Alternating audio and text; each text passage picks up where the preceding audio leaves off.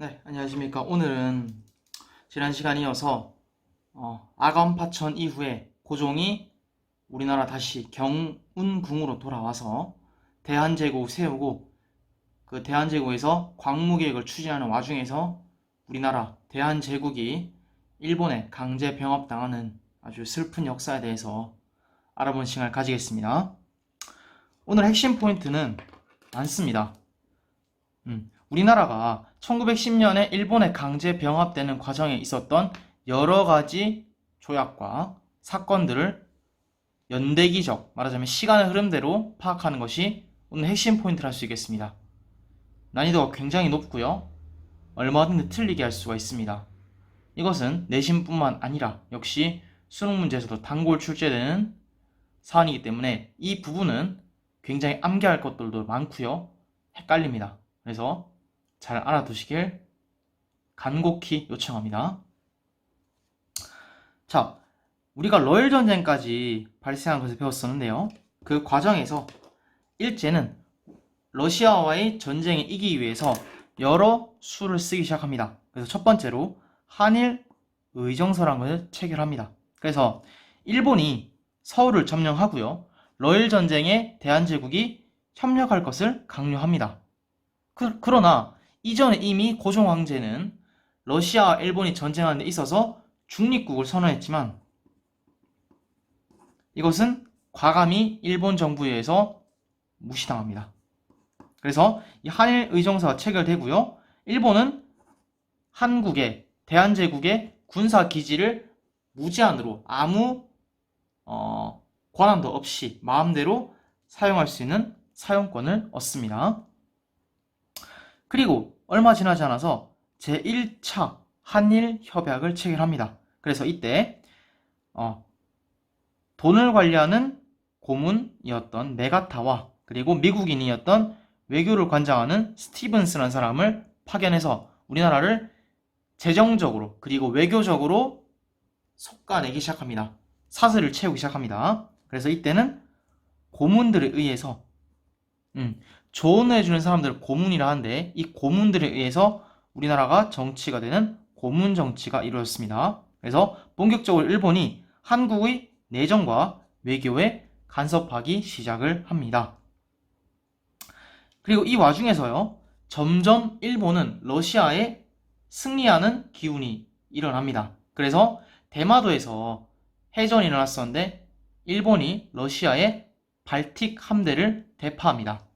그래서 점차 서구 열강은 일본이 한국을 지배하는데 암묵적으로 승인하기 시작합니다. 그래서 첫 번째로 미국과 일본은 가스라 테프트라는 일본과 미국 사람들이 비밀 조약을 맺습니다. 그래서 미국은 스페인으로부터 얻었던 필리핀을 지키는 대가로 일본의 한국 강점을 승인을 합니다. 그리고요, 영국과 일본은 제1차 한일협약이 1902년에 있었는데 이것을 다시 갱신시키고요. 두 번째로 동맹을 체결합니다. 그래서 영국은 인도에 대한 지배권을 확립하고요. 일본 역시 한국에 대한 지배권을 영국에게 승인을 받습니다.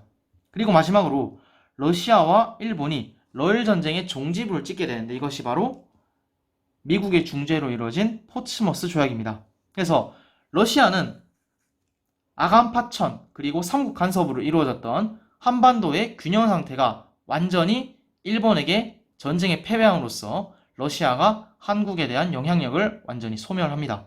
그래서 한국에 대한 일본의 독점적 지배권을 서구 열강 세력들이 공식적으로 인정하게 됨으로써 일본은 아무 방해도 없이 우리나라를 잠식하기 시작합니다. 그 다음으로 있었던 게 바로 을사늑약입니다. 을사늑약. 원래는 선생님이 이것을 배울 때는 을사조약이라 배웠어요. 조약. 합법적이라는 뜻이죠. 그러나 요즘에는 일본의 강제에 의해서 이루어지기 때문에 강제적인 약속이라 해서 을사늑약이라고 표현합니다. 같은 표현으로는 두 번째로 한일협약이 이루어졌다 해서 제2차 한일협약이라고 부르기도 합니다. 여러분들은 간단하게 을사년에 강제로 이루어진 약속이라 해서 을사늑약으로 기억하시면 되겠습니다. 그래서 이 과정에서 을사오적이 등장합니다. 을사늑약을 체결하는데 기여했던 우리나라의 역적들, 매국노들 해서 권중현, 이완용, 이지용, 박재순, 이근택 같은 대한제국의 높은 대신들이 일본이 우리나라를 강점하는데 큰 기여를 합니다. 나중에 이 사람들은 일본에서 자귀를 받고요. 토지를 받고 막대한 상금을 얻기도 합니다. 여러분들은 이렇게 사시면 안 됩니다. 옆에 있는 친구를 팔아서 호의호식하는 그런 위선자가 되지 말도록 합시다. 그래서 이 결과로 일본은 한국의 외교권을 강탈합니다. 이제 일본의 중재 없이는 한국은 어떤 나라와도 외교적인 조약이나 차관 이런 것들을 받아낼 수 없습니다. 또한 통감부라는 걸 설치해서 우리나라에 고종 황제가 엄연히 존재하는데 일본에 파견된 통감이라는 사람이 우리나라를 정치를 간섭을 합니다. 그래서 이때 이토 히로무미가 초대 통감으로 부임을 합니다. 그래서 한국의 내정과 외교를 장악합니다. 그러다가 고종 황제도 가만히 있을 수는 없겠죠. 그래서 고종 황제는 일제히 이러한 만행을 세계에 알리기 위해서 네덜란드에 헤이그라는 도시가 있는데 여기서 만국평화회담이 개시되었습니다. 이때 여기서 헤이그에 이준, 이상설, 이위종이라는 3명의 특사를 몰래 파견했습니다. 그러나 회의장에서 우리나라의 독립을 호소하는 그런 회의에 참석하려 했으나 서구 열강에 이미 거부가 있었습니다. 왜냐? 이미 포츠머스 조약, 2차 영일 동맹, 가스라테프트 밀약 이런 것을 통해서 이미 열강은 한국에 대한 지배권을 일본에 넘겨준 상태이기 때문에 이들의 외침은 절규 속에서 끝이 납니다.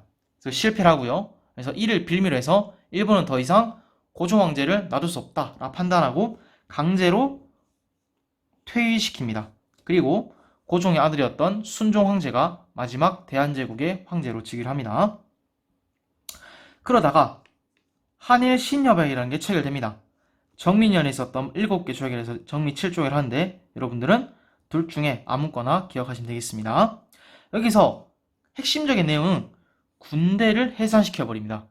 군대. 우리나라를 독자적으로 지킬 수 있었던 시위대, 진위대 같은 군대가 강제로 해산됩니다.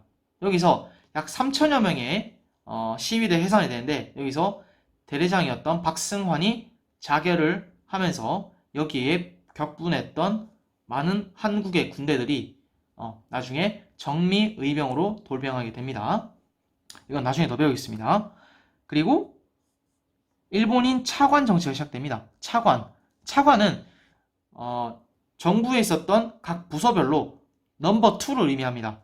이 넘버 2를 일본인으로 임명해서 엄연히 한국 장관이 있음에도 불구하고 넘버 2인 차관이 우리나라를 간섭하고 통제합니다. 그러다가 언론 통제를 위해서 신문지법, 보안법을 제정하기도 하고요. 그리고 우리나라의 사법 질서, 법 체계를 마비시키기 위해서 기후각서를 통해서 사법권을 강탈하고요. 그 다음에 경찰권을 가져가기도 합니다. 그리고 마지막으로 1910년 경술년에 한일 병합조약이 체결됨으로써 우리나라 경복궁에 일장기가 걸리고요. 태극기가 내려가게 됩니다.